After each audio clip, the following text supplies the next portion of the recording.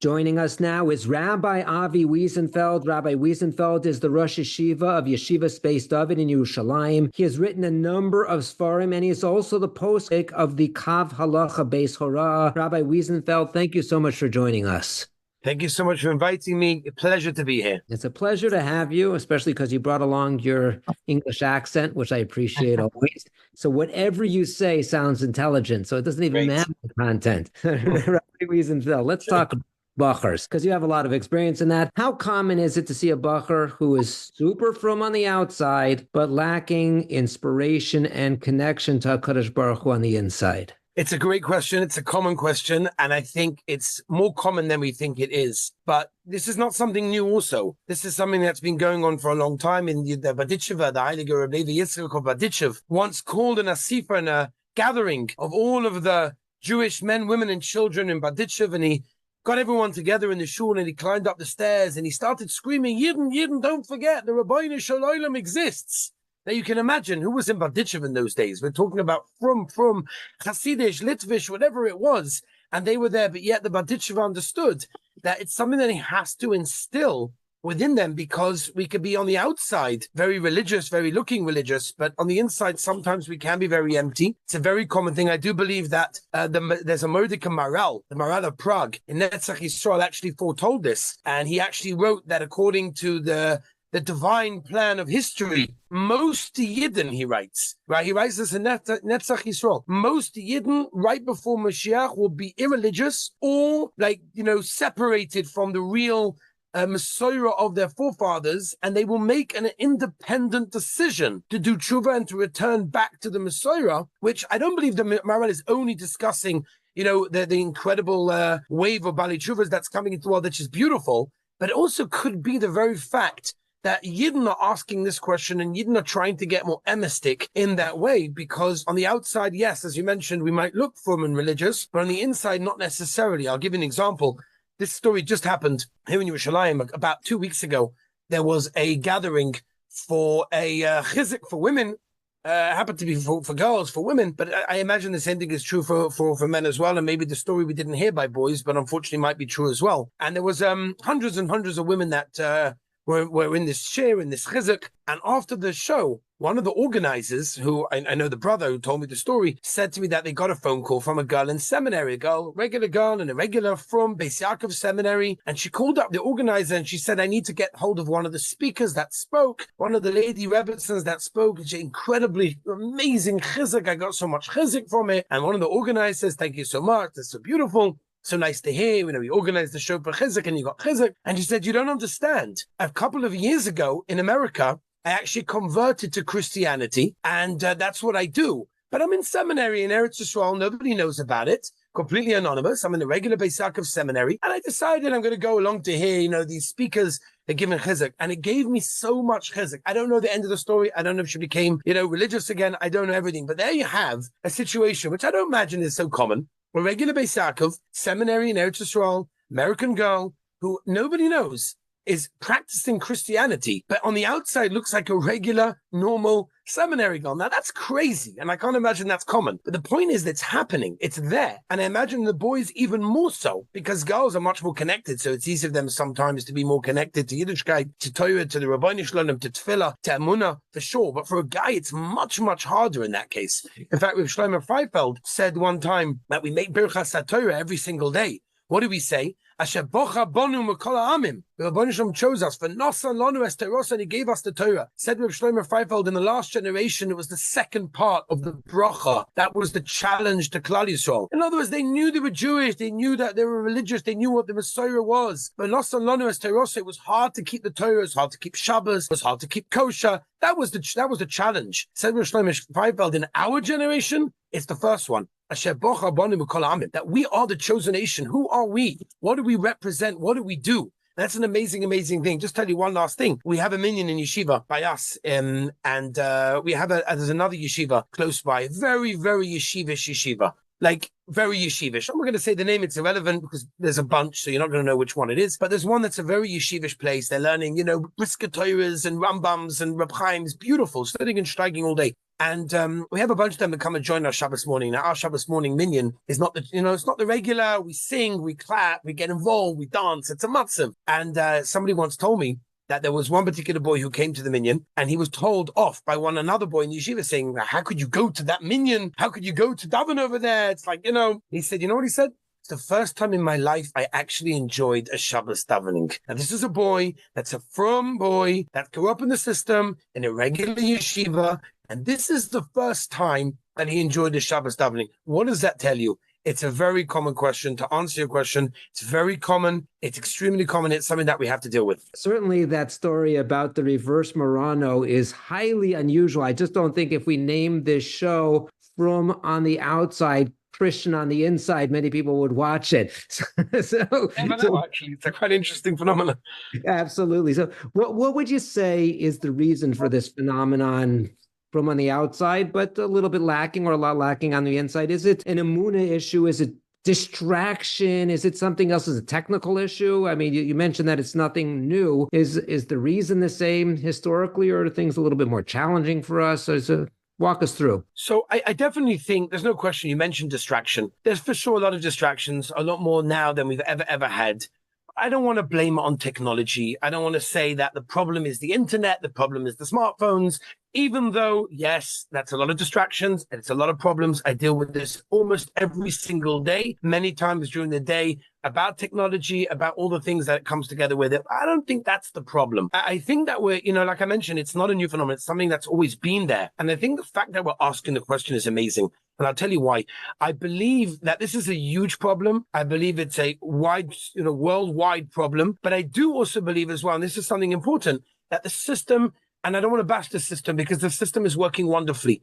For many, many, many Yidden, boys, Bochrim, are steiging, are growing, are sitting and learning, and they're connected to Hashem. And I don't want anyone to think for one moment that because we're having the show, we're discussing this, that means that all Yeshiva Bochrim are empty on the inside. Chas v'shalom. There are so many that are sitting and learning, and they're davening with Emunah Shlema, and they're really connected to Hashem, and it's really, really true. But on the other hand, there are so many that the system is not working for. I asked Rosh Yeshiva of Beis Medrash HaGavoah in Lakewood, BMG, Rabbi Yerucham Olshem Shlita. I asked him this question, and I asked him the following. I said, can it be that there are boys in Lakewood Yeshiva and BMG that are sitting and learning and sitting and steiging, but they have zero connection to the Rabbeinu Shalom? And he did not disagree. He did not disagree, because unfortunately that is many times the Metzias. But I think there's something very good that we're asking the question. It's not a negativity. It doesn't look badly on Klal Yisrael. Klal Yisrael is gewaldig. We're doing an amazing job. People are being chayzer with tshuva. People are getting more connected to Torah than ever before. But there is this problem of what we call, at least what we call by me, the empty white shirt syndrome, right? Where people are they're walking around with the white shirts, but there's emptiness inside. And I think the reason we're asking, the reason that people are so much aware of it, is because we're looking for authenticity. We're looking for realness. And the very fact that we're looking for that is something important. I think it's always existed, but I think more and more we are looking for realness. We're looking for MS. We're looking for what the real relationship with Hashem is. And therefore, because of that, we are finding this situation more and more. Now, this comes, by the way, from all walks of life. It's probably, people shouldn't think that this is like for kids off the derech. I deal with all types of people. I get emails from all over the world, from all different types of people. I speak to people. I get phone calls from the most yeshivas around the world with these problems. I feel no connection. Yes, I'm learning. Yes, I'm davening. But I don't feel any connection whatsoever. And we're dealing with people that are they grew up in the system. They went to Cheder. They went to yeshiva. They're learning, they started learning Chumash, Mishnayos, Gemara, Tosfos. Why is it not in their blood? Why are they not connected to Hashem? Why is every not fiber of their body just like yearning to have more of a connection to Dveikus, to Rabbeinu Shalom? So, especially because they're learning. Especially because they're learning. So we would, because they're learning even more so, right? I do like that empty white shirt syndrome. Just to interject, I heard from Rav Zev Leff probably about 30 years ago. He said the frummest place in the world is the dry cleaner, because you have the holiest clothing there and you don't have the people in it to ruin the clothing. But yeah, I do want you to talk about, how do we inspire people? How do we go about getting to the next step and making the Tacha Kivaro? Sure. Okay. So let's a couple of ideas. I mean, I have my own mahalach of yeshiva. Maybe if you have a minute, we'll discuss that. But before we get there, just, what I find very much, and this is, my experience of dealing with many, many, many boys and girls and avrechim and married people over the years of teaching, and people that reach out after the shurim and stuff like that, is I really see that, we don't know how much the Rebbeinu Shalom loves us. We don't realize how much the Rebbeinu Shalom is crazy to hear our tefillahs, our davening, to see our mitzvahs. It's an amazing thing. We were Zoich in Yeshiva to do a song, a video, one of the songs of Joey Newcomb, which is coming out soon. Beinkach or Beinkach, Kurim Bonim Lamokim, the Gemara in Kiddushin, Shitas Reb Meir, everybody knows. And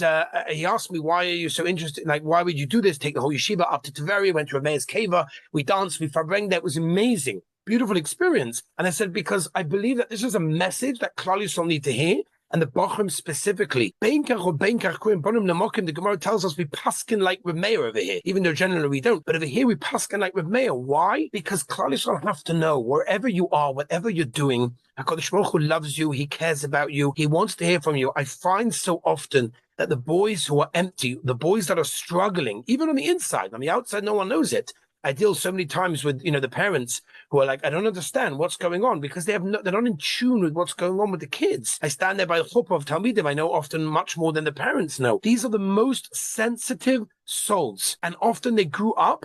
This is what my experience is. They grew up with superficial Yiddishkeit. They grew up with superficial Torah. That means they grew up with learning Gemara.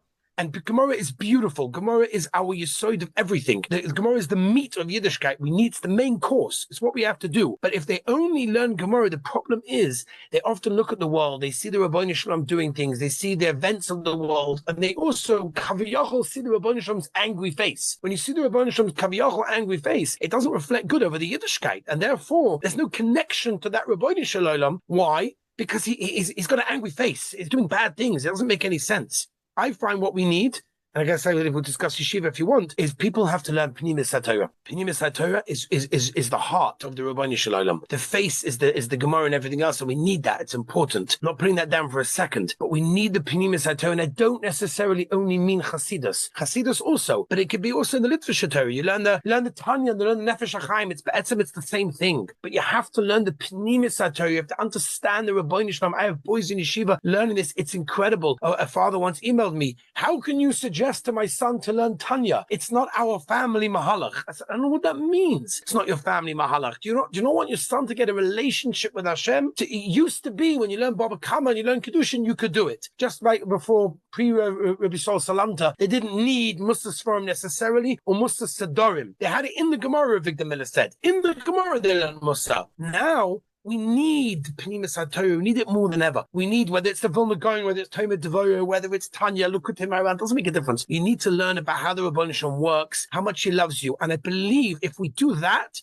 that might be a very, very powerful tool to gaining more of a connection inside to the Rebbeinu Shalom. Right, that does make it a lot of sense on a conceptual level, but Tachlis, as a Rosh Yeshiva, you need to deal with real issues. For example, you got the Bacher, you're trying to inspire him, and he's just not making it to Minyan. Shachris, maybe he'll make a mincha, forget Marav, he's out to dinner, comes late to Seder, just doing the minimum, trying to scratch on by. How do you deal with those on a very practical level? Okay, so I'll tell you like this. I found so many times over the years with dealing with boys that are struggling, not only in Yiddishkeit, but even, like you said, in Minyanim, in Sedorim, they're not pulling through with what we expect of them, what we want from them, what they grew up with, whatever it may be. I always find that there's a reason. There's no such thing. As a boy that's not getting up for Minyan or not coming to Seder or not getting involved in the learning, stum. It doesn't exist. It doesn't exist. Whether you want to say it's a trauma situation that went on, something happened to him earlier on, or there's some kind of addiction or something that he was shown or seen or heard, whatever it was. I just spoke to a big therapist yesterday in Yerushalayim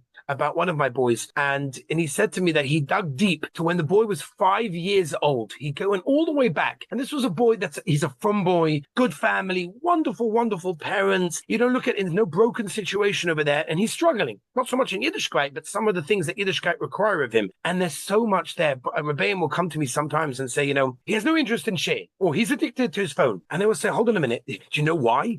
Do you understand where he's coming from? Do you understand what he's going through? And I think that one of the tools that we use in the yeshiva is to really what we call seek to understand. Stephen Covey is one of the 7 habits of highly effective people. Seek to understand, and then you'll be understood. And that's a very big thing. They say, Rav Shlomo Feifeld, to quote him again, they once found a hunting book under his desk, which was very unusual. He was a big godel where you were learning hunting books. And they found out that one of his Talmidim was expressing a big interest in hunting. And he went to understand it because he didn't understand why the Talmud was so interested in it. So he bought a book to understand what his Talmud was interested in. And I think that's something that we have to understand. We can't answer all of the questions why the boys are not getting up for minyan, why they're not enjoying their learning, why all of these things on a practical level. We have to make them feel comfortable. We have to make them feel understood. Rebbe Mezhbish says, the Pasuk says, the Chol B'nai Yisrael, coming up to Pesach, right? There was light by all Klal Yisrael, by Choshech, by the Makas Choshech in Mitzrayim.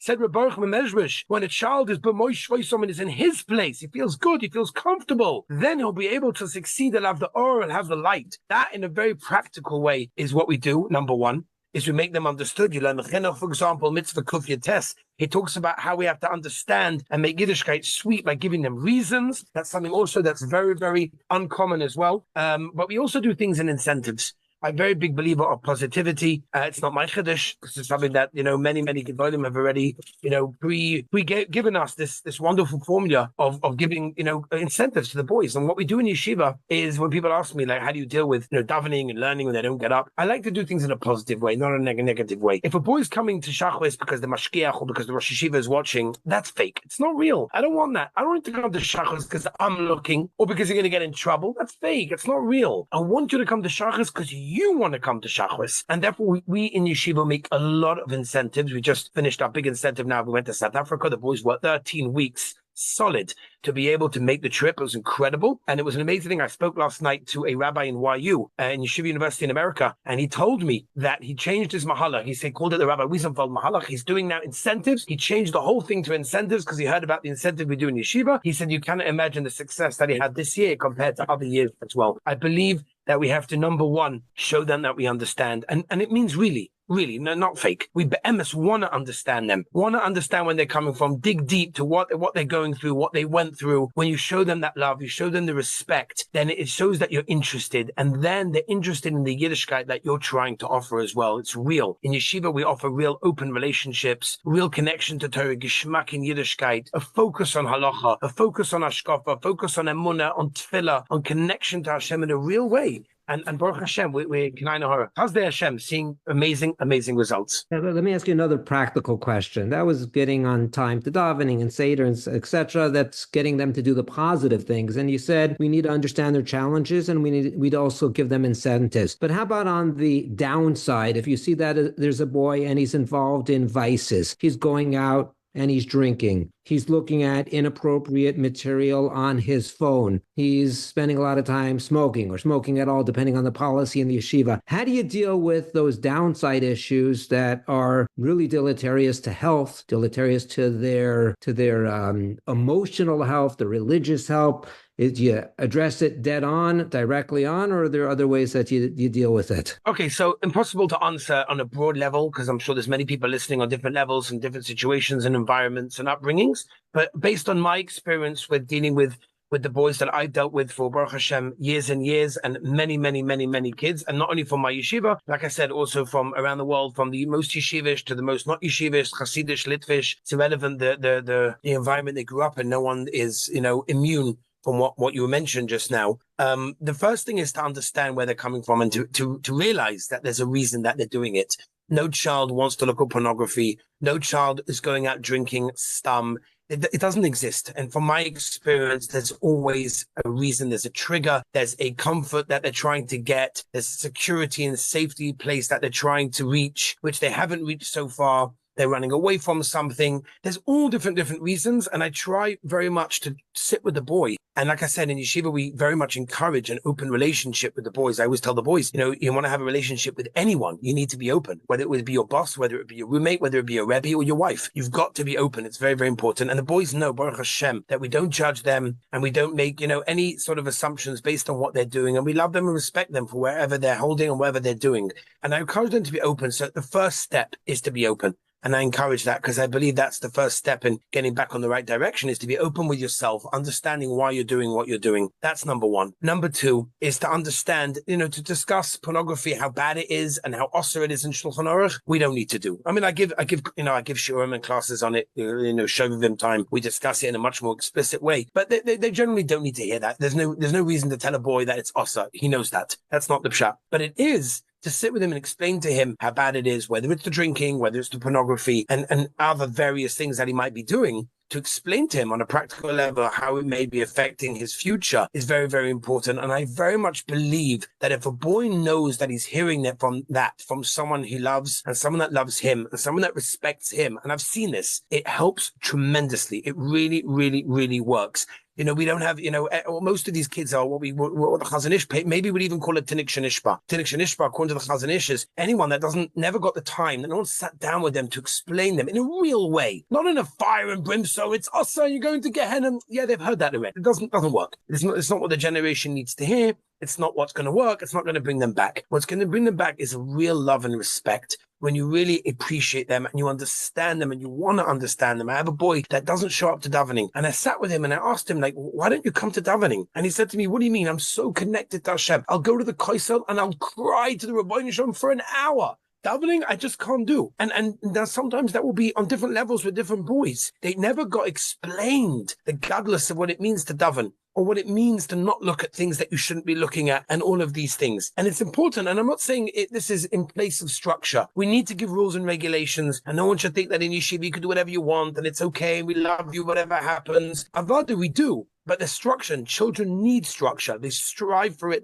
It's vital for their growth. They need structure. But the goal is the chinuch. The goal is to get them to do the right thing. If the delivery of what you're trying to do and how you're trying to do it is going to affect a bad result, if that's going to be what's going to happen, then what's the point? If shouting at them to get up in the morning, or shouting at them because they're doing the wrong thing, or they did something wrong, is going to negatively affect them, so then you didn't gain anything. Then the goal is not going to be there. The goal is Yiddishkeit. The goal is connection to Hashem. The goal is to get better and to stop all the averas and stop all the shtusim and everything that's going on. I really do, that if a person respects them, and it's coming from a place of real love, they'll pick that up, they'll realize that, they'll be open, and they'll be open to any suggestions. And just to end off, one of the things that I do a lot with the boys is talk about success. They often feel that I'm looking at pornography, I'm going to the wrong places, I'm doing the wrong things, I'm hearing the wrong things, I'm saying the wrong things. It's all over for me. No one says, number one, the Rebbeinu Shalom loves you, bein kach or bein kach. Whatever you're doing, whatever you're holding, Hashem always loves you with love more than any parent can ever have for his only child that he waited 20 years for. That's number one.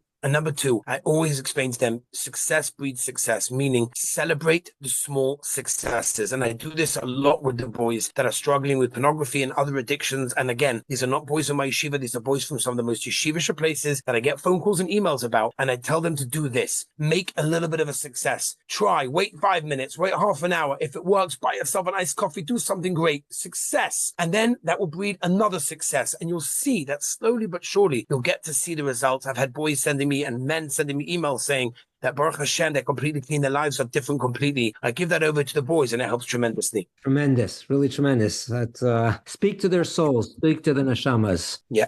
Very good. Rabbi Wiesenthal, I want to thank you so much for joining us. There's a lot to ponder, a lot to think about, and I especially like that focus on success, because if we're involved in small things, even if it's viewed as small, but it's not going to ultimately lead to success, that should be something that we should look to eliminate. Absolutely. Absolutely. Thank you so much for joining us. Really appreciate it. Thank you so much for having me. What a pleasure.